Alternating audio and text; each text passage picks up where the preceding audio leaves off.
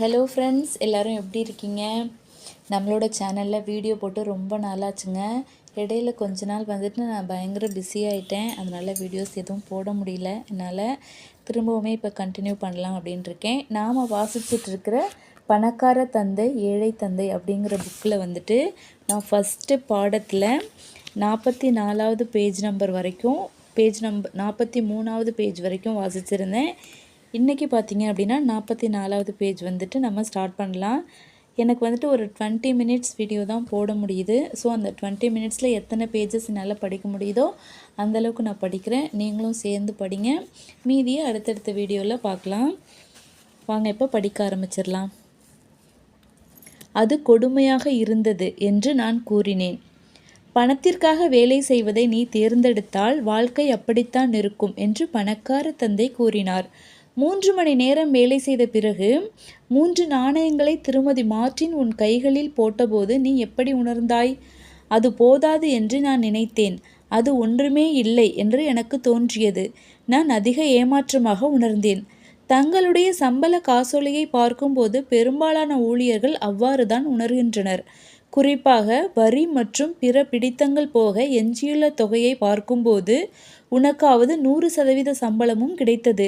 பெரும்பாலான ஊழியர்களுக்கு முழு சம்பளமும் கிடைப்பதில்லை என்று கூறுகிறீர்களா என்று நான் ஆச்சரியத்துடன் கேட்டேன். ஒருபோதும் இல்லை. முதலில் அரசாங்கம் தன் பங்கை எப்போதும் எடுத்துக்கொள்கிறது என்கிறார் பணக்கார தந்தை. அதை அவர்கள் எவ்வாறு செய்கிறார்கள் என்று நான் கேட்டேன். வரிகள் நீ பணம் சம்பாதிக்கும் போதும் வரி செலுத்த வேண்டும். நீ செலவு செய்யும் போதும் வரி செலுத்த வேண்டும். நீ சேமிக்கும் போதும் வரி செலுத்த வேண்டும். நீ இறக்கும் போதும் வரி செலுத்தியாக வேண்டும். அரசாங்கம் இவ்வாறு செய்ய மக்கள் ஏன் அனுமதிக்கின்றனர்? பணக்காரர்கள் இதை அனுமதிப்பதில்லை என்று ஒரு புன்னகையுடன் பணக்கார தந்தை கூறினார். ஏழைகளும் நடுத்தர வர்க்கத்தினரும் மட்டுமே இதை அனுமதிக்கின்றனர். உன் தந்தையை விட நான் அதிகமாக சம்பாதிக்கிறேன். ஆனால் அவர் என்னை விட அதிக வரிகளை செலுத்துகிறார். அது எப்படி முடியும் என்று நான் கேட்டேன். அந்த சிறு வயதில் அதை என்னால் புரிந்து கொள்ள முடியவில்லை. அரசாங்கம் தங்களிடம் இவ்வாறு நடந்து கொள்வதற்கு மக்கள் ஏன் அனுமதிக்கின்றனர்?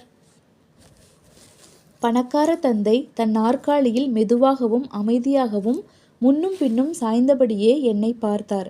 நீ கற்றுக்கொள்ள தயாரா என்று அவர் கேட்டார். நான் மெதுவாக தலையாட்டினேன்.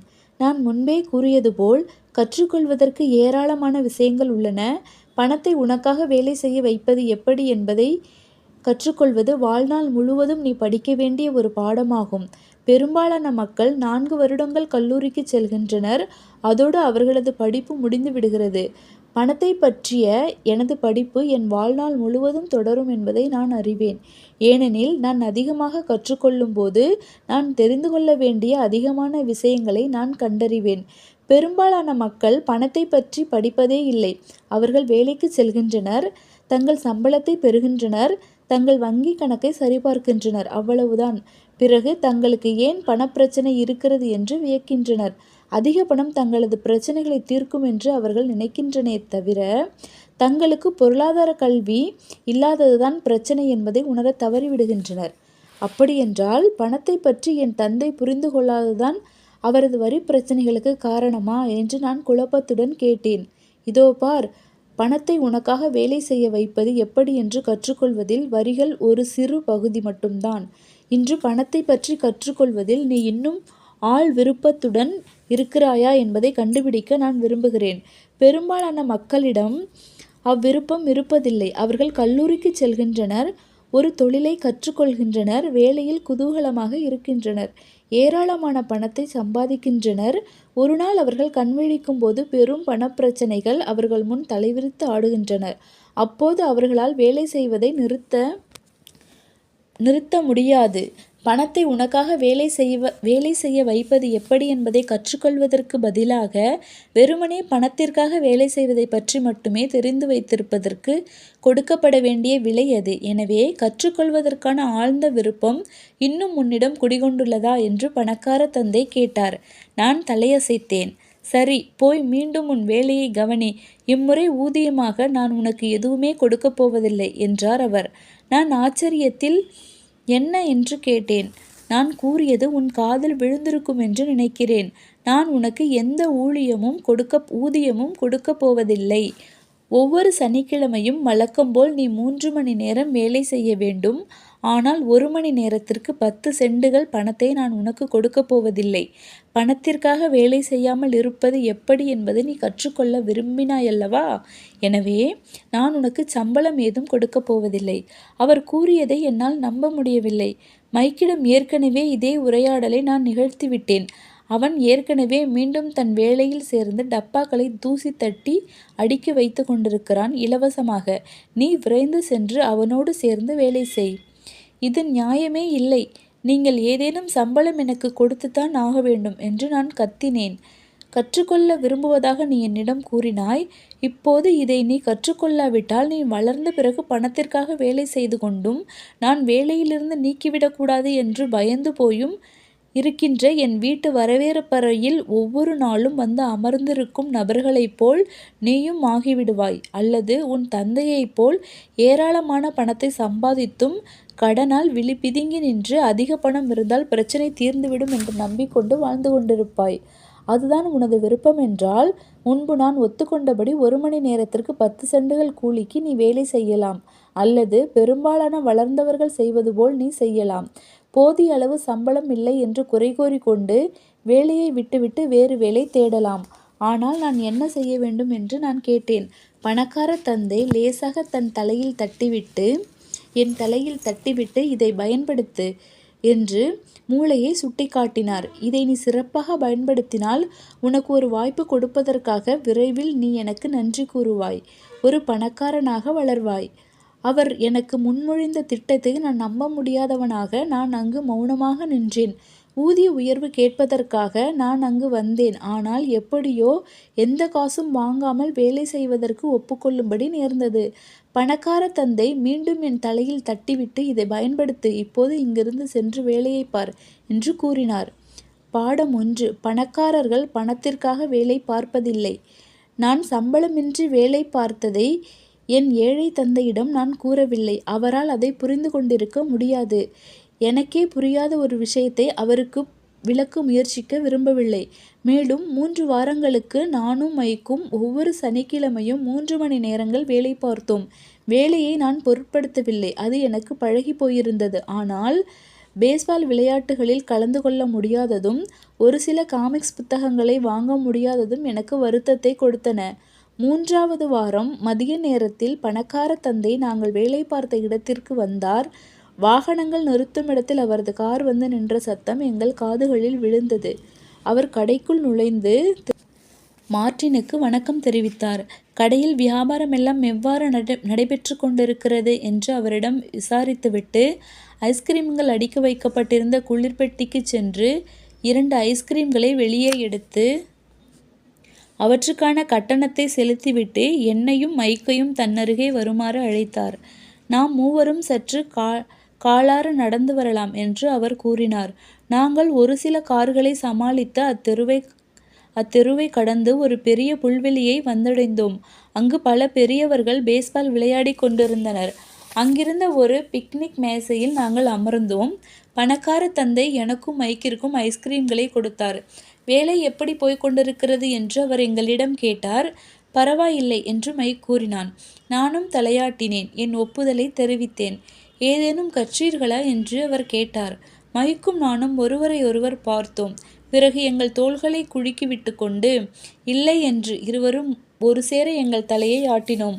வாழ்வின் மாபெரும் பொறிகளில் ஒன்றில் சிக்கிக்கொள்வதை தவிர்த்தல். நீங்கள் இருவரும் சிந்திக்க துவங்குவது நல்லது. வாழ்வின் மாபெரும் படிப்பினைகளில் ஒன்றை நீங்கள் கற்றுக்கொள்ள துவங்கியிருக்கிறீர்கள். அதை நீங்கள் கற்றால் மாபெரும் சுதந்திரமும் பாதுகாப்பும் நிறைந்த ஒரு வாழ்க்கையை நீங்கள் அனுபவிப்பீர்கள். இல்லையென்றால் திருமதி மார்ட்டினைப் போலவும் இந்த பூங்காவில் பேஸ்பால் விளையாடி கொண்டிருக்கும் பெரும்பாலான மக்களைப் போலவும் ஆகிவிடுவீர்கள். அவர்கள் மிக குறைந்த பணத்திற்காக மிகவும் கடினமாக உழைக்கிறார்கள். வேலை பாதுகாப்பு எனும் மாயைக்குள் சிக்கிக்கொண்டு ஒவ்வொரு வருடமும் 3 வார விடுமுறையையும் 45 வருட உழைப்பிற்கு பிறகு கிடைக்கவிருக்கும் ஒரு சொற்ப ஊதிய தொகையையும் எதிர்பார்த்து கொண்டு இருக்கிறார்கள். அந்த எண்ணம் உங்களுக்கு உற்சாகமூட்டுகிறது என்றால் 1 மணி நேரத்திற்கு 25 சென்டுகள் உங்களுக்கு ஊதியமாக தருவதற்கு நான் தயார். ஆனால் இவர்கள் அனைவரும் கடினமாக உழைக்கின்ற நல்ல மக்கள். இவர்களை நீங்கள் ஏளனம் செய்கிறீர்களா என்று நான் கேட்டேன். பணக்கார தந்தையின் முகத்தில் ஒரு புன்னகை அரும்பியது. திருமதி மார்ட்டின் எனக்கு ஒரு தாயைப் போன்றவர். நான் ஒருபோதும் அவரிடம் அவ்வளவு கொடுமைக்காரனாக நடந்து கொள்ள மாட்டேன். நான் அன்பில்லாதவனைப் போல் தோன்றக்கூடும். ஏனெனில் உங்கள் இருவருக்கும் நான் ஒரு விஷயத்தை சுட்டிக்காட்ட என்னால் முடிந்த அளவிற்கு சிறப்பாக முயற்சித்து கொண்டிருக்கிறேன். குறுகிய கண்ணோட்டத்தை கொண்டிருக்கும் பெரும்பாலான மக்கள் ஒருபோதும் பார்க்காத ஒரு விஷயத்தை பார்ப்பதற்கு நீங்கள் உங்கள் கண்ணோட்டத்தை விரிவாக்க வேண்டும் என்று நான் விரும்புகிறேன். தாங்கள் எதில் சிக்கிக் கொண்டிருக்கிறோம் என்பது அவர்களுக்கு தெரிவதில்லை. அவர் என்ன கூற முயற்சித்து கொண்டிருந்தார் என்பது புரியாமல் மைக்கும் நானும் அங்கே அமர்ந்திருந்தோம். அவரது குரல் கொடுமைத்தனத்தை வெளிப்படுத்தியது. ஆனாலும் அவர் ஏதோ ஒரு விஷயத்தை எங்களுக்கு கற்றுக் கொடுக்க முயற்சித்ததை எங்களால் உணர முடிந்தது. பணக்கார தந்தை எங்களிடம் 1 மணி நேரத்திற்கு 25 சென்டுகள் உங்களுக்கு உற்சாகம் தரவில்லையா? அது உங்கள் இதயத்தை சற்று வேகமாக துடிக்க செய்யவில்லையா என்று கேட்டார். இல்லை என்று நான் தலையாட்டினேன். ஆனால் அவர் கொடுக்க முன்வந்த பணம் எனக்கு உற்சாகத்தை கொடுத்தது என்பதுதான் உண்மை. அது எனக்கு பெரிய பணமாக இருந்திருக்கும். அவரது முகத்தில் சிறிதும் விஷத்தன்மை வெளிப்பட, சரி, 1 மணி நேரத்திற்கு $1 சம்பளம் தருகிறேன் என்று அவர் கூறினார். இப்போது எனது இதயம் வேகமாக துடிக்கத் துவங்கியது. அவர் கூறுவதை ஏற்றுக்கொள், அவர் கொடுப்பதை வாங்கிக்கொள் என்று என் மூளை கூக்குரலிட்டது. அவர் கூறிக்கொண்டிருந்ததை என்னால் நம்ப முடியவில்லை. இருந்தாலும் நான் எதுவும் கூறாமல் அமர்ந்திருந்தேன். சரி, 1 மணி நேரத்துக்கு $2 தருகிறேன். எனது சிறிய மூளையையும் இதயையும் வெடித்துவிடும் போல் இருந்தது. 1956ஆம் ஆண்டு அது. அந்த சமயத்தில் 1 மணி நேரத்திற்கு $2 ஊதியம் பெறுவது என்னை உலகிலேயே மிக பெரிய பணக்கார சிறுவனாக ஆக்கியிருக்கும். அவ்வளவு பணத்தை சம்பாதிப்பதை பற்றி என்னால் கற்பனை செய்ய முடியவில்லை. அவர் கூறியதை ஏற்றுக்கொள்ள நான் விரும்பினேன். 1 மணி நேரத்திற்கு $2 ஊதியத்தை நான் ஒப்புக்கொள்ள விரும்பினேன். ஒரு புதிய சைக்கிள், புதிய பேஸ்பால் கையுறை ஆகியவை என் கண்முன் தோன்றின. என் கையில் சில டாலர்கள் பளிச்சிடும்போது என் நண்பர்கள் என்னை வியப்போடு பார்ப்பதும் என் மனக்கண்ணில் ஓடியது. அதோடு ஜிம்மியும் அவனது பணக்கார நண்பர்களும். இனியும் என்னை ஏழை என்று அழைக்க முடியாது. ஆனாலும் நான் வாயடைத்து நின்றேன். ஐஸ்கிரீம் உருகி என் கைகளில் வடிந்து கொண்டிருந்தது. கண்களை அகல திறந்தபடி வெற்று மூளையுடன் தன்னை கண்ணிமைக்காமல் பார்த்து கொண்டிருந்த 2 சிறுவர்களை பணக்கார தந்தை பார்த்தார். அவர் எங்களை சோதித்து கொண்டிருந்தார். அவர் தருவதாக ஒப்புக்கொண்ட ஊதியத்தை ஏற்றுக்கொள்வதற்கு எங்களின் ஒரு பகுதி தயாராக இருந்ததை அவர் அறிந்திருந்தார். விலை கொடுத்து வாங்கக்கூடிய ஒரு பலவீனமான மற்றும் மென்மையான பகுதி ஒவ்வொரு நபரிடமும் இருப்பதை அவர் புரிந்திருந்தார். அதே சமயத்தில் ஒருபோதும் விலை கொடுத்து வாங்க முடியாத ஒரு கடினமான பகுதி இருந்ததையும் அவர் புரிந்திருந்தார். எந்த பகுதி அதிக வலிமையானது என்பதுதான் கேள்வி. சரி, 1 மணி நேரத்திற்கு $5. திடீரென்று நான் மௌனமானேன். ஏதோ மாறியிருந்தது. அவர் கொடுக்க முன்வந்த ஊதியம் மிக பெரியதாகவும் நம்புதற்குரியதாகவும் இருந்தது. பெரியவர்கள் கூட அவ்வளவு பெரிய ஊதியத்தை பெறாத காலகட்டம் அது. ஆனாலும் நான் என் நாவலை அடக்கி கொண்டு அமைதியாக அமர்ந்தேன். மெதுவாக நான் மைக்கை நோக்கி திரும்பினேன். அவனும் என்னை பார்த்தான். என் ஆன்மாவின் பலவீனமான பகுதி அமைதியடைந்தது. எனது ஆன்மாவின் விலை கொடுத்து வாங்க முடியாத பகுதி வெற்றி பெற்றது. மைக்கும் அதே நிலையை எட்டியிருந்தான் என்பதை நான் அறிந்தேன். பெரும்பாலான மக்களுக்கு ஒரு விலை இருக்கிறது. பயம், பேராசை ஆகிய மனித உணர்ச்சிகள்தான் அதற்கு காரணம். முதலில் பணமின்றி இருப்பது குறித்த பயம் கடினமான உழைப்பிற்கு நம்மை ஊக்குவிக்கிறது. சம்பள காசோலை நம் கைக்கு வந்தவுடன் பேராசையும் ஆள் விருப்பமும் நம்மை பற்றி கொள்கின்றன. பணத்தால் வாங்கக்கூடிய அனைத்து அற்புதமான பொருட்களை பற்றி நாம் சிந்திக்க துவங்குகிறோம். பிறகு இதை மனப்போக்கு நிரந்தரமாக்கி விடுகிறது. மக்களின் வாழ்க்கை எப்போதும் 2 உணர்ச்சிகளால் கட்டுப்படுத்தப்படுகிறது. பயமும் பேராசையும் தான் அவை. என்ன மனப்போக்கு என்று நான் கேட்டேன். காலையில் எழுவது, வேலைக்கு செல்வது, கட்டணங்களை செலுத்துவது. மக்களின் வாழ்க்கை எப்போதும் 2 உணர்ச்சிகளால் கட்டுப்படுத்தப்படுகிறது. பயம் மற்றும் பேராசைதான் அவை. அதிக பணத்தை அவர்களிடம் கொடுத்தால் அவர்கள் அதிகமாக செலவு செய்வர்.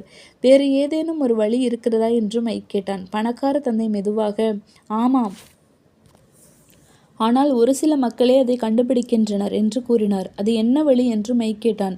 என்னுடன் வேலை செய்வதிலிருந்து நீங்கள் இருவரும் அதை கற்றுக்கொள்வீர்கள் என்று நான் நம்புகிறேன். அதனால்தான் உங்களிடமிருந்து ஊதியத்தை நான் பறித்தேன். அது என்ன வழி என்று கண்டுபிடிக்க எங்களுக்கு ஏதேனும் துப்பு கொடுக்க முடியுமா? கடினமாக உழைத்து நாங்கள் களைத்து போயிருக்கிறோம், அதுவும் எந்த சம்பளமும் வாங்காமல் என்று மைக்கு கூறினான். உண்மையை கற்றுக்கொள்வதுதான் நீங்கள் எடுத்து வைக்க வேண்டிய முதலடி என்று பணக்கார தந்தை கூறினார். நாங்கள் பொய்யேதும் கூறவில்லை என்று நான் கூறினேன். நீங்கள் பொய் கூறுகிறீர்கள் என்று நான் கூறவில்லை, உண்மையை கூற வேண்டும் என்றுதான் நான் கூறுகிறேன் என்று பணக்கார தந்தை பதிலடி கொடுத்தார். எதை பற்றிய உண்மை என்று நான் கேட்டேன். நீங்கள் எப்படி உணர்கிறீர்கள் என்பதை பற்றிய உண்மை. நீங்கள் அது பற்றி வேறு யாரிடமும் கூற வேண்டியதில்லை. உண்மையை நீங்கள் வெறுமனே உங்களிடம் ஒத்துக்கொண்டால் போதும் என்று அவர் விளக்கினார். இந்த பூங்காவில் உள்ள மக்கள், உங்களிடம் வேலை பார்க்கும் ஊழியர்கள், திருமதி மார்டின் ஆகியோர் அவ்வாறு செய்வதில்லை என்று நீங்கள் கூறுகிறீர்களா என்று நான் கேட்டேன். அவர்கள் அவ்வாறு செய்கிறார்கள் என்ற நம்பிக்கை எனக்கு இல்லை. மாறாக பணம் இல்லாதது குறித்த பயம் அவர்களிடம் இருக்கிறது. அதை அவர்கள் பகுத்தறிவு ரீதியாக எதிர்கொள்வதில்லை. தங்கள் மூளையை உபயோகிப்பதற்கு பதிலாக அவர்கள் உணர்ச்சிவசப்பட்டு நடந்து கொள்கின்றனர். ஒரு சில டாலர்கள் பணம் கைக்கு வந்ததும் மகிழ்ச்சி, விருப்பம், பேராசை ஆகிய உணர்ச்சிகள் மீண்டும் அவர்களிடம் தலை தூக்கி விடுகின்றன. அவர்கள் சிந்தித்து நடந்து கொள்வதற்கு பதிலாக மீண்டும் உணர்ச்சிவசப்பட்டு நடந்து கொள்கிறார்கள் என்று பணக்கார தந்தை கூறினார். அப்படியானால் அவர்களது உணர்ச்சிகள் அவர்களுடைய மூளையை கட்டுப்படுத்துகின்றன என்று கூறுகிறீர்களா என்று மைக் கேட்டான். ஆமாம், தாங்கள் எவ்வாறு உணர்கிறோம் என்பதை பற்றிய உண்மையை ஒத்துக்கொள்வதற்கு பதிலாக அவர்கள் தங்கள் உணர்வுகளுக்கு செயல்விடை அளித்து சிந்திக்க தவறிவிடுகின்றனர். அவர்களிடம் பயம் குடிக்கொண்டிருப்பதால் அவர்கள் வேலைக்கு செல்கின்றனர். அதிலிருந்து கிடைக்கும் பணம் தங்கள் பிரச்சனைகளை தீர்க்கும் என்று நம்புகின்றனர். ஆனால் அது அவ்வாறு நிகழ்வதில்லை. அந்த பயம் தொடர்ந்து அவர்களை ஆட்டுவித்து மீண்டும் வேலைக்கு செல்லும்படி வற்புறுத்துகிறது. பணம் தங்கள் பிரச்சனைகளை தீர்க்கும் என்று அவர்கள் மீண்டும் நம்பி தங்களை அமைதிப்படுத்திக் கொள்கின்றனர். வேலை செய்வது பணம் சம்பாதிப்பது என்ற பொறிக்குள் அவர்களது பயம் அவர்களை சிக்க வைத்து விடுகிறது. இவ்வாறு வேலை செய்வது, பணம் சம்பாதிப்பதன் மூலம் தங்கள் பயம் போய்விடும் என்று அவர்கள் நினைக்கின்றனர். ஆனால் ஒவ்வொரு நாள் காலையிலும் அவர்கள் எழுந்திருக்கும் போது பழைய பயமும் அவர்களோடு சேர்ந்து வெடித்து கொள்கிறது. கோடிக்கணக்கான மக்களுக்கு அந்த பயம் அவர்களை இரவு நெடுகிலும் கண்விழிக்கும்படி செய்கிறது. கவலையும் குழப்பமும் அவர்கள் வாட்டி எடுக்கும்படி செய்கிறது. எனவே தங்களுக்கு கொடுக்கப்படும் சம்பள காசோலை தங்கள் ஆன்மாவை வதைத்தெடுக்கும் பயத்தை கொள்ளும் என்ற நம்பிக்கையில் அவர்கள் மீண்டும் தங்கள் வேலைக்கு செல்கின்றனர். பணம் அவர்களது வாழ்க்கையை கட்டுப்படுத்தி கொண்டிருக்கிறது. அதை பற்றிய உண்மையை கூற அவர்கள் மறுக்கின்றனர். அவர்களது உணர்ச்சிகளும் ஆன்மாக்களும் பணத்தின் கட்டுப்பாட்டில் உள்ளன. அவரது வார்த்தைகள் எங்கள் தலைக்குள் ஏறுவதற்காக பணக்கார தந்தை அமைதியாக அமர்ந்திருந்தார். அவர் கூறியது என் காதுகளில் விழுந்தது. ஆனால் அவர் எதை பற்றி பேசிக்கொண்டிருந்தார் என்பதை என்னால் புரிந்து கொள்ள முடியவில்லை. பெரியவர்கள் ஏன் அவசரமாக வேலைக்கு ஓடுகின்றனர் என்று நான் அடிக்கடி வியந்ததுண்டு என்பதை மட்டும் நான் அறிந்திருக்கிறேன். அவர்களது அவசர ஓட்டம் அவ்வளவு குதூகலமான ஒன்றாக எனக்கு தோன்றவில்லை. அவர்கள் ஒருபோதும் அவ்வளவு மகிழ்ச்சியாக தென்படவில்லை. ஆனாலும் ஏதோ ஒன்று தொடர்ந்து அவர்களை ஓட வைத்து கொண்டிருக்கிறது. தான் எங்களிடம் பேசிக்கொண்டிருந்ததை பற்றி எங்களால் முடிந்த அளவுக்கு நாங்கள் உள்வாங்கிக் கொண்டு விட்டோம் என்பதை உணர்ந்த பணக்கார தந்தை, நீங்கள் அந்த பொறிக்குள் சிக்கிக்கொள்ளாமல் இருக்க வேண்டும் என்று நான் விரும்புகிறேன். நான் அதைத்தான் உங்களுக்கு உண்மையிலேயே கற்றுக் கொடுக்க விரும்புகிறேன். வெறுமனே பணக்காரனாக இருப்பதை அல்ல. ஏனெனில் பணக்காரனாக இருப்பது பிரச்சனைகளை தீர்க்காது என்று அவர் கூறினார். ஓகே ஃப்ரெண்ட்ஸ், இன்றைக்கி வந்துட்டு 53வது பேஜ் நம்பர் வரைக்கும் நான் கம்ப்ளீட் பண்ணியிருக்கேன். அடுத்த வீடியோவில் மீதி பேஜஸ் நாம் படிக்கலாம். Okay friends.